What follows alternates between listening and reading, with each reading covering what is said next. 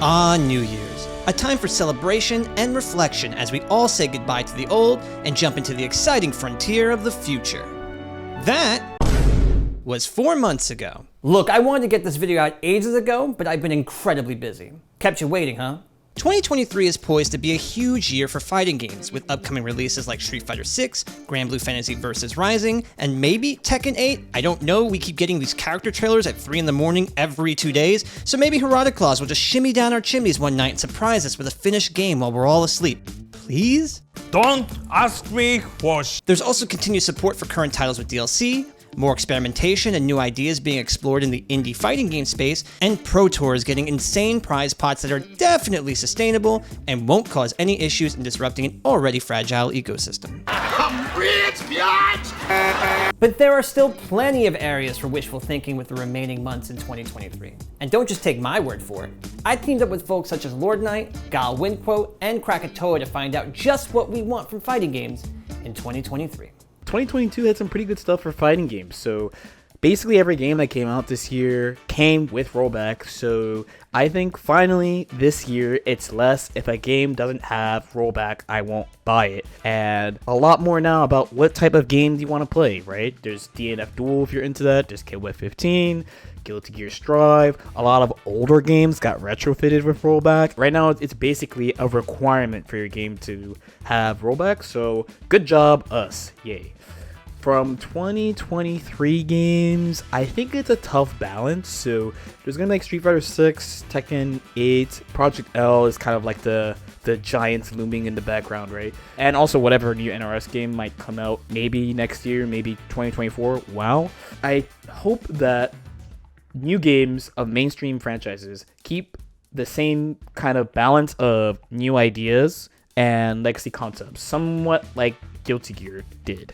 It's a little bit tricky to do because the people who are the most into the games are of course the hardcore players, so I know this is going to be pretty hard, but I know it can be done and I'm excited to see what all the new games are going to do. The other big thing, so for me this is probably the biggest thing outside of new games for 2023, is delay. I think there's two sides to this. There's a community side and a dev side, and from the community, learning more about the various peripherals and what you can do to slowly upgrade your setup to what you want. I don't know about Tekken 8. We don't really know anything about Tekken 8, but Project L is a game that's made for PC, so it's PC first. And then Street Fighter 6 has options for like 120 Hz, for example. So this is like a totally new era for us as like fighting game players. But for games that are older, this one might be a little bit spicy, but when you talk about playing a game, you must understand that the game is different depending on what platform you're playing on. I think the goal on the developer side is to not only have the delay be as low as possible, but also be as consistent as possible on all platforms so we can all enjoy the same game together. That's basically the main things I'm looking forward to in 2023. Hello, this is GuileWinQuote. And although so much basic but very much needed quality of life has been put into fighting games recently, there's one thing that I want to see in fighting games in 2023 that I think the genre desperately needs, that will help everyone at every single skill level across the board. And that's statistics. Okay, look, don't click off. At the end of every match in most fighting games, you're met with a win quote screen and a bunch of numbers and letters that literally do not mean a thing to anyone. Like, oh wow, I got an E+ because my EX point was low? Nice, I had some good heart that match. Man, I really need to work on my technique, whatever that means. And damn, he got the S-cheese finish.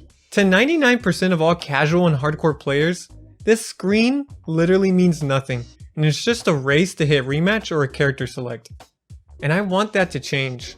I want future fighting games to give us detailed statistics that will affect and change matches in the future. What if you were watching Daigo vs Tokiro, and after the match, it told you how many times Daigo whiffed, how many grabs he teched, how many times he jumped, and even how many times he got hit, and by what? This would not only be really awesome stats that give commentators nice talking points, but would literally show a player's strengths and weaknesses right alongside their characters, which could also help balancing decisions for the future.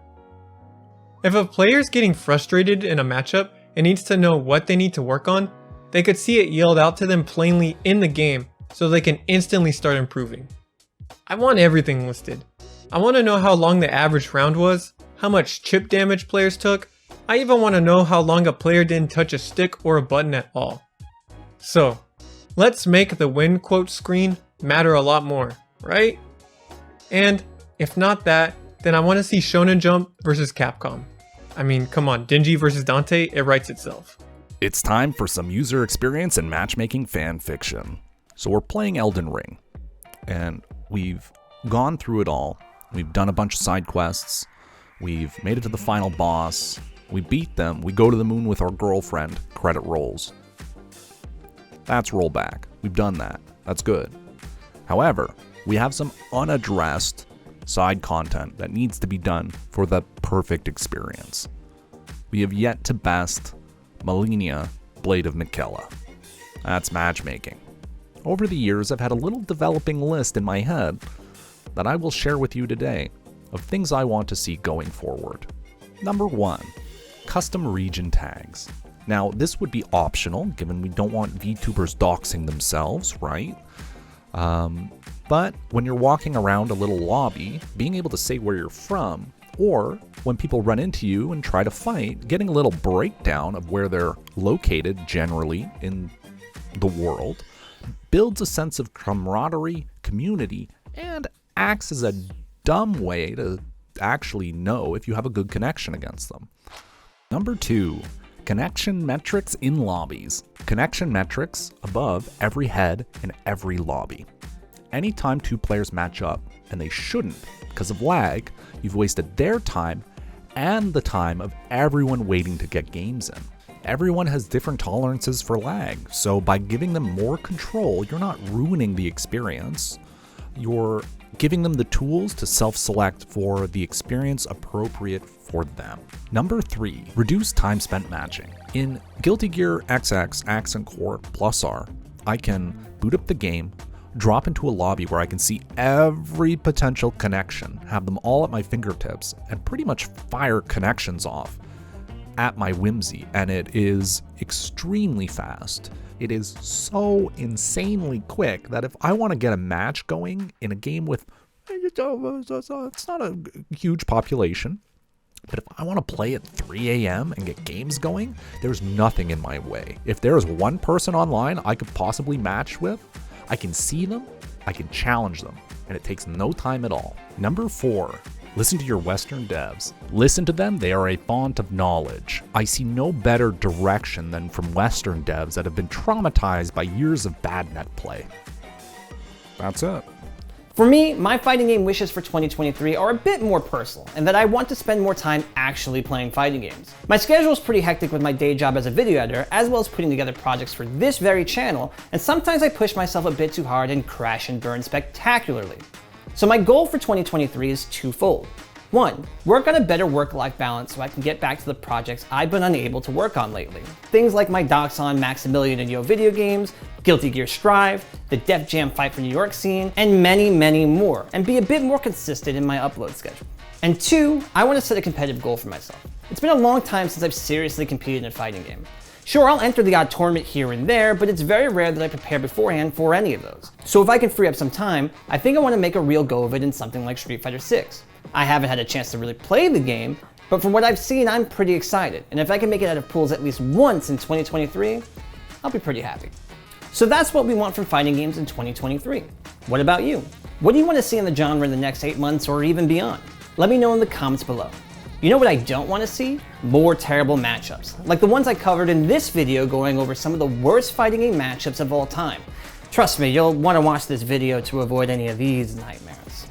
When playing fighting games, a lot can be defined in character matchups. As defined in the fighting game glossary, a matchup is the strategy and game knowledge that applies for one specific character against another specific character, and are often measured by stating how many games out of 10 a character should win if 2 high-level players of equal skill played against each other.